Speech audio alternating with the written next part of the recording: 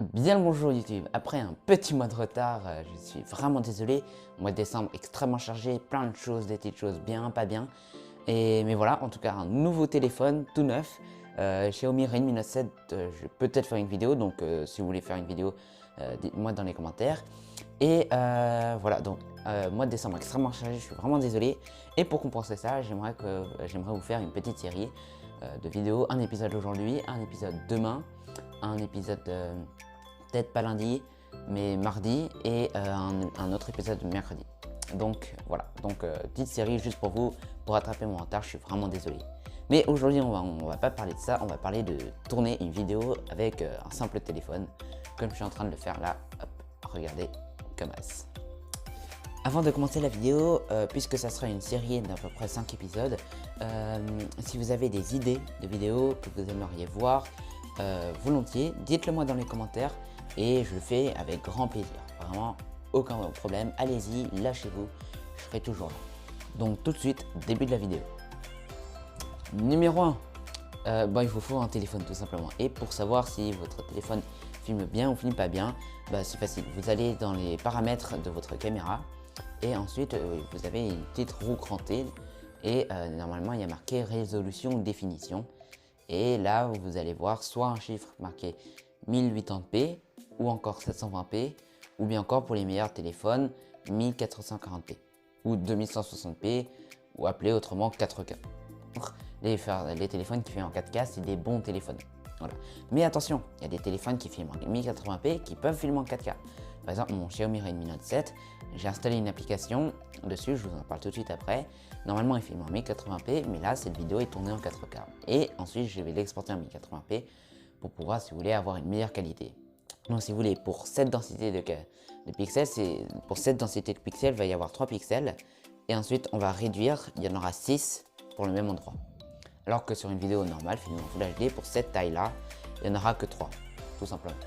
Donc, pour que votre téléphone filme en 4K, il faut une caméra supérieure à 8 millions de pixels. Donc, si votre caméra fait 5 millions de pixels, laissez tomber, c'est mort. Mais par contre, si votre caméra, comme la mienne, fait 48 millions de pixels ou bien encore 12 millions de pixels, tout va bien, vous êtes clean les gars, pas de problème, vous pouvez filmer en 4K.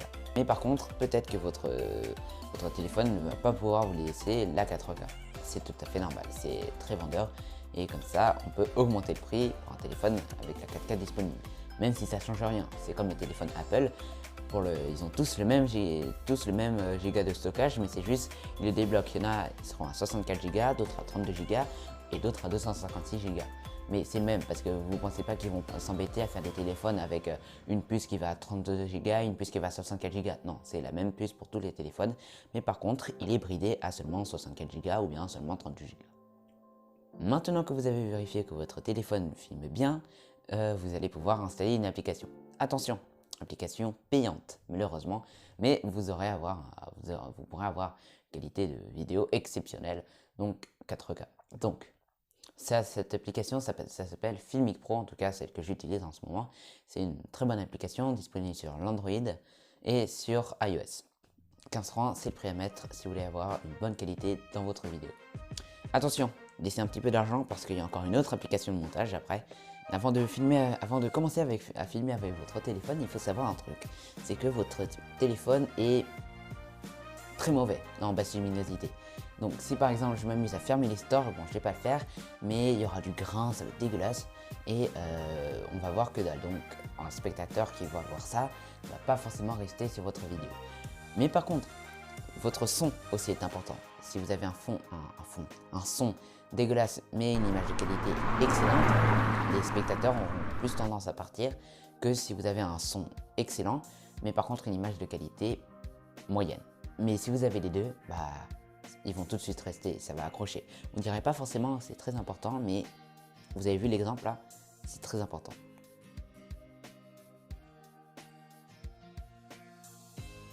Alors, on se retrouve ici sur l'application Filmic Pro. Et alors déjà, il y a beaucoup de choses qu'on peut toucher, c'est très bien. Donc, pour commencer, on va pouvoir toucher à la mise au point. Donc, la mise au point, c'est le petit carré ici. Et on le déplace et puis tout ça, c'est mise au point. Ensuite, vous avez le petit cercle, c'est l'exposition. vous allez chercher l'endroit où vous voulez que votre image soit exposée. Là par exemple, j'aimerais que mes talkie-walkie soient exposés. Hop, on va mettre sur le talkie-walkie le vis. Là, le talkie-walkie sera bien exposé. Et par exemple, si on va voir le soleil bien exposé, hop, on est sur le soleil. Et normalement, c'est à peu près bien exposé, mais on va laisser comme ça.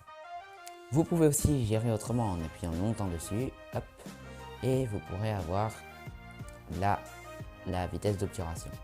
Donc là, on est à 24 250e. Là, on va monter à 1,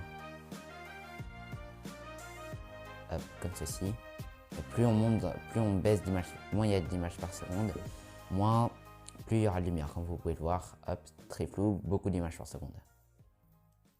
Donc on va réexposer bien tout ça et on va appuyer une seule fois pour bloquer l'exposition. Pareil pour le triangle, on peut, le rectangle, pardon, on peut bloquer l'exposition aussi. Si vous appuyez 2 fois, hop, il va faire une mise au point automatique de l'ensemble. Pareil pour l'autre, mise au point, exposition dans l'ensemble. Donc tout est automatique. Moi je le mets en automatique parce que j'ai pas un cadreur derrière moi. Vous avez ici la petite roue réglage avec marqué la résolution. Donc là ça devient intéressant parce que moi j'ai un appareil photo qui filme seulement en 1080p. Enfin un téléphone qui filme seulement en 1080p. Mais par contre on peut le monter en 2K, en 3K ou bien encore en 4K. Donc c'est plutôt pas mal. Donc qualité filmique, moi je monte tout au maximum, comme ça, hop, pour voir la meilleure d'image possible. Pour la fréquence d'image par seconde, c'est normalement 24 images par seconde de cinéma, mais puisqu'on est sur YouTube, on va monter à 30 images par seconde, hop, comme ceci. Après pour l'audio, là j'ai mis le microphone externe, mais vous pouvez aussi mettre le microphone interne.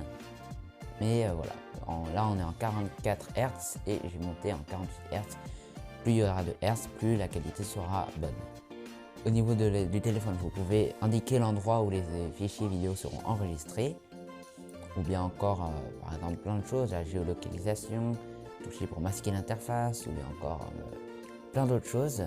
Et là, attention, pour le volume de l'enregistrement, vous avez Fast Noise Reduction. Donc, High Quality Noise Reduction, c'est-à-dire haute qualité volume réduction. Donc si je parle très fort comme ça, hop, il va le baisser très vite avec une très bonne qualité. Et high quality enhancement, je ne sais pas du tout ce que ça veut dire. Voilà, vous voyez un petit peu mon niveau d'anglais. Je suis vraiment désolé si j'ai une voix monotone comme ça, mais voilà, je suis un petit peu malade. Enfin bref, les plis réglages, on peut enregistrer des valeurs actuelles ou bien réinitialiser les paramètres, comme vous voulez. Le CMS, très important le CMS, ça vous permet d'enregistrer soit à l'intérieur de votre téléphone, soit à l'extérieur de votre téléphone. Malheureusement, je me suis rendu compte que si j'enregistre à l'extérieur, avec l'application qui suit, je n'ai pas accès aux fichiers vidéo. Donc, je ne sais pas très bien. Et si vous faites de la production cinéma, vous pouvez gérer votre contenu. Par exemple, production, on va mettre, par exemple, un film, comme ceci. Hop, pardon, un film.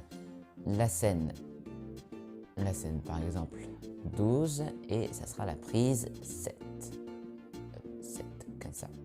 Voilà, un film, scène 12, prise 7. Et ensuite, vous devrez aller chaque fois, vous tournez votre scène. Ensuite, vous allez dans le CMS, prise 7, prise 8, etc. etc. Comme ça, ça vous permet de... Ça c'est la carte d'identité vraiment de votre prise vidéo. Au niveau des matériels, vous pouvez rajouter un stabilisateur, par exemple, soit l'Osmo Module, soit le Zoom 4. Et après, je ne connais pas. Il y a aussi des adaptateurs anamorphiques, avec plein dessus, un adaptateur 35 mm. Ça vous permettra d'avoir un grand angle, mais on n'a pas encore, malheureusement. Pour synchroniser, c'est synchroniser avec un autre compte, mais ça, voilà. Au niveau de la communauté, on peut poser des questions sur un forum, sur Twitter, Instagram, YouTube, quand vous voulez. Et une vue d'ensemble, donc là on a toutes les configurations qu'on a fait. Donc on n'a fait aucun pré-réglage, on est en 3840 par 2160, donc la 4K. On filme à 30 images par seconde avec un codec H264. Pour l'audio, on est sur 48 kHz aucun intérieur, on filme à l'intérieur de notre téléphone et on n'a aucun euro d'attache pour l'instant. La stabilisation, cette caméra, bon, mon téléphone n'est pas compatible avec la stabilisation, mais sur d'autres téléphones comme les iPhones, il y aura de la stabilisation. Et pourquoi il y a la stabilisation? C'est pour désactiver la stabilisation qui est à l'intérieur de votre téléphone, parce qu'il y a deux stabilisations.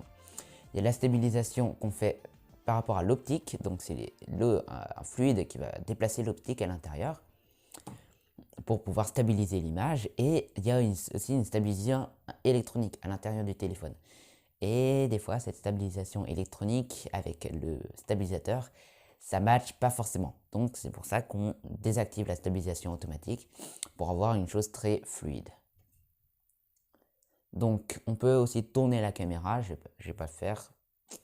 Hop. Comme ceci, là on me voit, parfait. Je vais retourner la caméra. On peut rajouter des guides aussi, c'est une grille qui vous permet de faire votre composition d'image. Voilà, 2 informations, guide de démarrage rapide, tutoriel, enfin bref, si vous avez autre question. Ça c'est pour les pré-réglages. Vous pouvez aussi aller régler votre température de couleur, donc vous pouvez voir là on est automatique et vous pouvez toucher les couleurs. Alors, une image plus violette, plus vert, bleu, etc., etc. Mais pas que avec ça, vous pouvez aussi ajuster comme ceci. Si vous voulez tourner comme ça, hop, et rajouter par exemple si c'est une scène, voilà, hop, un petit peu de rose. Désolé si ça tremble, mon trépied est pas extrêmement stable. Enfin bref, moi je le mets en automatique parce que la flemme de mettre ça. Après ici vous pouvez, comme je l'ai dit, régler l'exposition. Et une autre chose très bien, c'est les zébras. Ça vous permet de savoir toutes les choses qui sont sous-exposées et surexposées. Donc, on voit que ici le fond est surexposé et là c'est sous-exposé. Donc, on va bouger. Le but est d'avoir le moins de liseré vert possible, quitte à que le reste soit surexposé. Comme ceci, au moins là c'est bien exposé, mais l'extérieur est surexposé. À quoi ça sert? Si vous voulez, quand vous allez tourner en extérieur et que vous allez voir que dalle, ça c'est très utile pour savoir qu'est-ce qui est cramé ou qu'est-ce qui est sous-exposé. Hop, regardez, là c'est tout blanc, juste ici c'est tout blanc et là c'est assez bien exposé.